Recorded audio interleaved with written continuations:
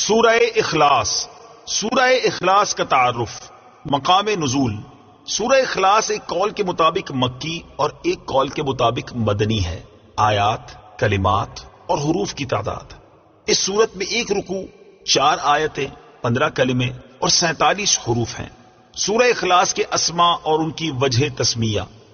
مفسرین نے سورت کے تقریباً 20 نام ذکر کیے ہیں. ان میں سے 4 نام یہاں ذکر کیے جاتے ہیں. نمبر 1، اس سورت میں اللہ تعالیٰ کی خالص توحید کا بیان ہے، اس وجہ سے اسے سورہ اخلاص کہتے ہیں. نمبر 2، اس سورت میں یہ بتایا گیا ہے کہ اللہ تعالیٰ ہر نقص و عیب سے بری اور ہر شریک سے پاک ہے، اس مناسبت سے اسے سورہ تنزیہ کہتے ہیں. نمبر 3، جس نے اس سورت سے تعلق رکھا وہ غیروں سے الگ ہو جاتا ہے، اس لیے اسے سورہ تجرید کہتے ہیں. نمبر 4، اسے پڑھنے والا جہنم سے نجات پا جاتا ہے، اس بنا پر اسے سورہ نجات کہتے ہیں.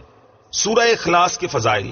احادیث میں سورت کی بہت فضیلتیں وارد ہوئی ہیں. ان میں سے 3 احادیث اور ایک وظیفہ یہاں پیش کرتا ہوں. نمبر 1، حضرت ابو سعید خدری رضی اللہ تعالیٰ عنہ سے روایت ہے، بخاری شریف کی حدیث ہے. نبی اکرم صلی اللہ تعالیٰ علیہ وآلہ وسلم نے ارشاد فرمایا، کیا تم میں سے کوئی اس سے عاجز ہے کہ وہ رات میں قرآن مجید کا تہائی حصہ پڑھ لے؟ صحابہ کرام رضی اللہ تعالیٰ عنہم کو یہ بات مشکل معلوم ہوئی اور انہوں نے عرض کی، یا رسول اللہ صلی اللہ تعالیٰ علیہ وآلہ وسلم، ہم میں سے کون اس کی طاقت رکھتا ہے؟ آپ صلی اللہ تعالیٰ علیہ وسلم نے ارشاد فرمایا، سورہ اخلاص تہائی قرآن کے برابر ہے. نمبر 2، حضرت عائشہ صدیقہ رضی اللہ تعالی عنہا فرماتی ہیں، بخاری شریف کی حدیث ہے، حضور پرنور صلی اللہ تعالی علیہ وسلم نے ایک شخص کو ایک لشکر میں روانہ کیا. وہ اپنے ساتھیوں کو نماز پڑھاتے تو سورہ فاتحہ کے ساتھ سورت ملانے کے بعد سورہ اخلاص پڑھتے تھے. جب لشکر واپس آیا تو لوگوں نے نبی کریم علیہ الصلوۃ والسلام سے یہ بات ذکر کی تو پیارے آقا علیہ الصلوۃ والسلام نے ان سے ارشاد فرمایا، اس سے پوچھو کہ تم ایسا کیوں کرتے ہو؟ جب لوگوں نے اس سے پوچھا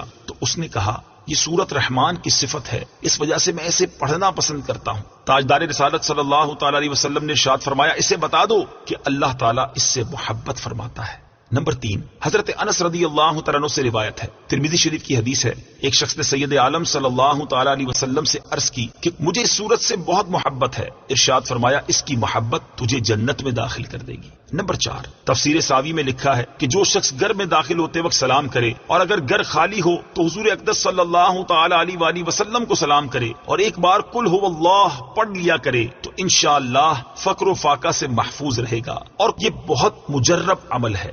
سورہ اخلاص کا شان نزول. اس سورت کا شان نزول یہ ہے کہ کفار نے رسول اللہ صلی اللہ تعالی علیہ وسلم سے اللہ رب العزت کے متعلق طرح طرح کے سوال کیے. کوئی کہتا تھا کہ اللہ عز و جل کا نسب کیا ہے، کوئی کہتا تھا کہ وہ سونے کا ہے یا چاندی کا ہے یا لوہے کا ہے یا لکڑی کا ہے، کس چیز کا ہے. کسی نے کہا وہ کیا کھاتا ہے، کیا پیتا ہے، ربوبیت اس نے کس سے ورثے میں پائی اور اس کا کون وارث ہوگا. ان کے جواب میں اللہ تعالیٰ نے یہ سورت نازل فرمائی اور اپنی ذات و صفات کا بیان فرما کر معرفت کی راہ واضح کی اور جاہلانہ خیالات و اوہام کی تاریکیوں کو جن میں وہ لوگ گرفتار تھے اپنی ذات و صفات کے انوار کے بیان سے محو کر دیا.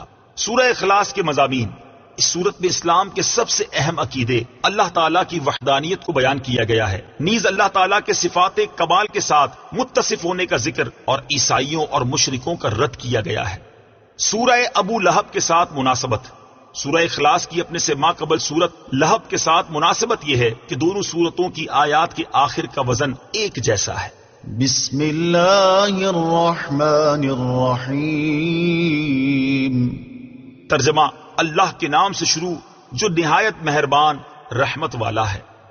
قل هو اللہ احد اللہ الصمد لم یلد ولم یولد ولم یکن له کفوا احد. ترجمہ، تم فرماؤ وہ اللہ ایک ہے، اللہ بے نیاز ہے، نہ اس نے کسی کو جنم دیا اور نہ وہ کسی سے پیدا ہوا اور کوئی اس کے برابر نہیں. قل هو اللہ احد. تم فرماؤ وہ اللہ ایک ہے. تفسیر صراط الجنان میں ہے، عرب میں کفار کی بہت سی قسمیں تھیں، دہریہ، مشرک، اللہ تعالیٰ کی صفات کے منکر اور اللہ تعالیٰ کے لیے اولاد ماننے والے وغیرہ. اس صورت میں ان سب کی تردید ہے. هو اللہ فرمانے میں دہریوں کی تردید ہے، احد فرمانے میں مشرکین کا مکمل رد ہے، اور اگلی آیات میں بقیہ کفار کا رد ہے. ارشاد فرمایا کہ وہ اللہ ایک ہے، یعنی ربوبیت اور الوہیت میں عظمت و کمال کی صفات کے ساتھ موصوف ہے. اس کی نہ کوئی مثل ہے نہ نظیر اور نہ شبیہ، اس کا کوئی شریک نہیں. الله الصمد اللہ بے نیاز ہے.